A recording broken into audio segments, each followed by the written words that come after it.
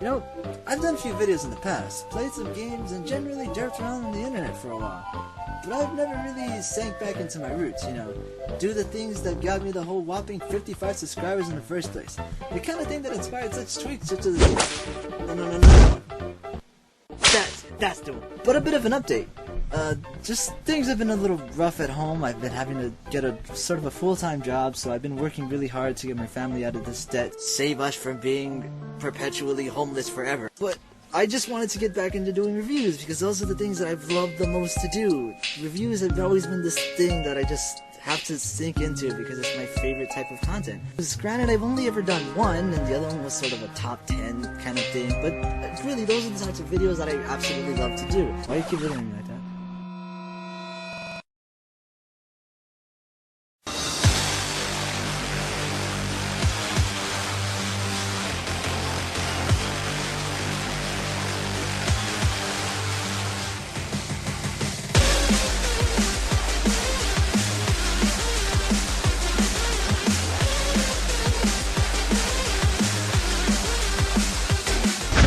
I was actually a Sega kid growing up. I had an NES, but really the first game system I ever actually played was the Sega Genesis. Something about that blast processing. Yeah! Blast processing! Blast processing? Blast processing.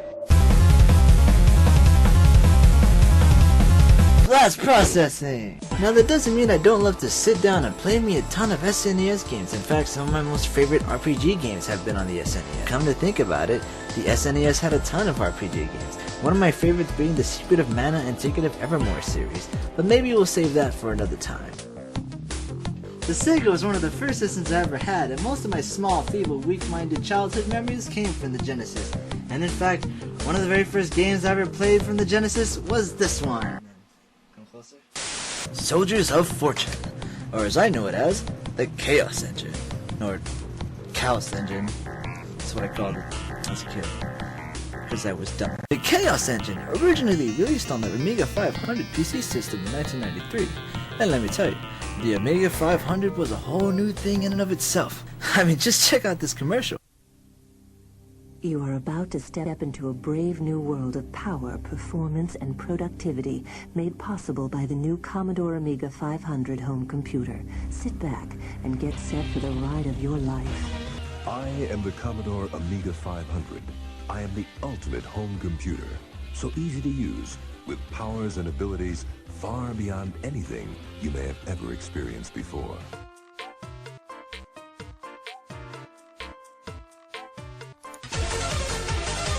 I am arcade quality games in stereo, a teacher of fact, and a teller of tales.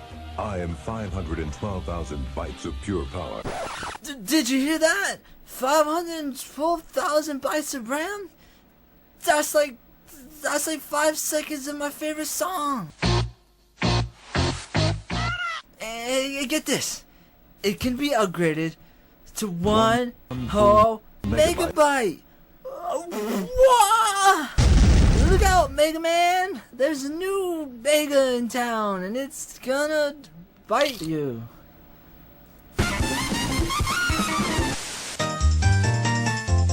It was really a time of PC gaming master race, before the console gaming peasants came to be, what with the Commodore and Atari being heavy in competition.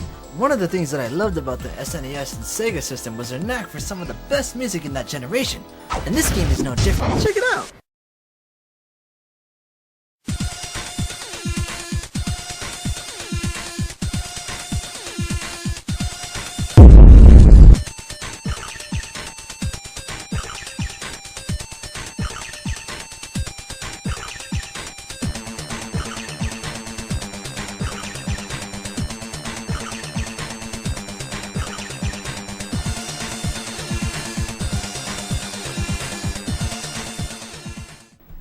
The game's story goes thusly.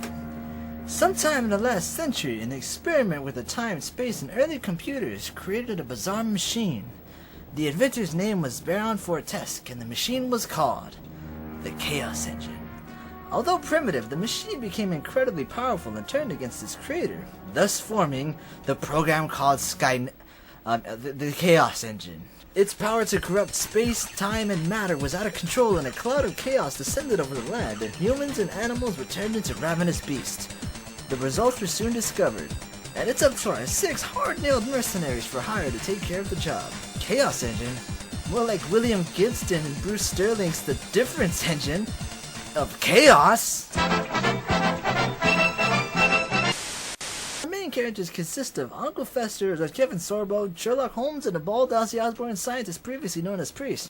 They also have Dudley and... The character selection screen allows you to check out each character's different stats so you can find out the most balanced of... What? Look at that gun! This thing's got more than science on his mind, if you know what I mean.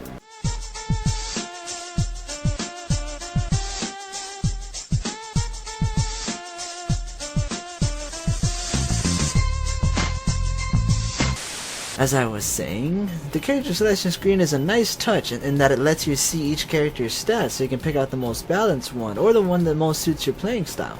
After you select your character and start the game, the enemies immediately start flying in like, holy fucking shit, oh god! Your immediate reaction is to start pushing buttons, and you quickly figure out the game's controls and shit almost instantaneously through common sense and cognitive understanding of video game repetition, which is a pretty great thing because it means you don't have to sit through a tedious tutorial and whatnot to learn the video game's workabouts. Also, as you keep fucking dying, you find out that rocks can make people explode. How the heck could rocks make people explode? So freaking brutal. Wait, humans don't explode when they die. But as all games in that era, you have multiple lives to play with, so you'll always be back.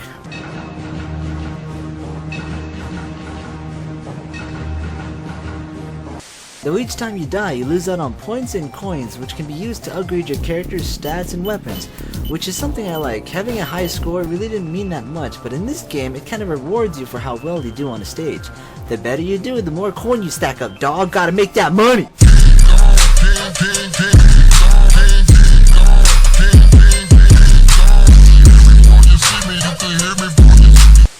I also love how the game features different power-ups to help you along your journey, usually as a screen wiper or a means to progress the game with less casualty. Speaking of progression, you do go through a series of puzzles, each with variations of secrets in them. But would I really play this game that many times to find each secret? Probably not, because the game is pretty challenging at first, but as you slowly start progressing the game even further, enemies just start coming from nowhere, and they go all over the place. It's like throwing rocks and shit at you like it's the fucking stoning of Soraya M. And they just kill you like a lot, and your super happy fun time friendship hour becomes super hard not so fun time. And your friend keeps on dying, so you gotta spend like 500 coin to revive him at the end of each level, so it tests your friendship like, damn it Chris, get your shit together. Okay, yeah, the game can be hard, but I actually love the different variations of levels and the different types of monsters you encounter, though the change is mostly aesthetic and... What? Why does every monster throw rocks at you? It's like, rawr, I'm a dinosaur, rawr, rawr. When you die, you explode, and you shoot monsters, they explode, and you get hit by rocks, they explode, and when you shoot stuff, it explodes. It's just, everything in this game explodes. You can imagine that as an 8-year-old, this shit blew my mind. Like, boom, damn graphics. But seriously, look at these monsters. It's like, what? Oh god. Ugh. Oh no, make it stop. Aw, what's that? It's a little cutie guy. It's a little adorable, little golden, little cute troll dog guy. You throws fucking fire? You can sort of feel the creative vibe of this game. I mean, the Chaos Engine is supposed to be this machine that creates different types of quote-unquote ravenous beasts. So they're doing a really good job of making it feel like the Chaos Engine is really out of control and making some pretty messed up stuff. But for the life of me, look at this! I keep dying! I know it's because I suck, but at this point I'm no longer having any fun. I like that there's passcodes so you can always go back to the same part you died at later, but your weapons are no longer even upgraded, meaning your attacks are almost ineffective against these new more powerful enemies, and getting to the Chaos Engine is a literal nightmare. I can't count the amount of times I died. Just look at this. Even in levels before that, you only get stuck, with your only option being to sacrifice a life here and there, knowing full well that you're going to need them later on. Just damn it! Oh, come on, are you seeing this? There's this one part in the sewers where you have to destroy several smaller engines to take down the barrier to the Chaos Engine, but getting to them requires an insane amount of dumb luck, trial and error, or just some seriously mad skills. They have these energy balls that just keep coming at you like non-stop, and there's no way through them unless you wish to sacrifice another one of your precious lives, which will come in handy during the final boss fight. Which, when you get there, it's like, are you serious? You see all the lives you have and you know full well that you're not prepared for this at all. It's just infuriating, but when I did actually beat it after like the 30,000th attempt, it turns out it has a second form? So let's go, kiddies, on our epic journey of getting our butts fed to us at the end of a shit sandwich with the crust cut off, because mom knows the bread crust make me uncomfortable. I mean, I don't know if you could class this game as an early version of a bullet hell, but it sure as hell feels like it. But finally, after beating both forms, my reaction was like, yes! Fuck you, game! I beat you! I beat you! Fuck you, Hercules, the legendary Journeys game I still can't beat you. Look at this! I did this! I did this!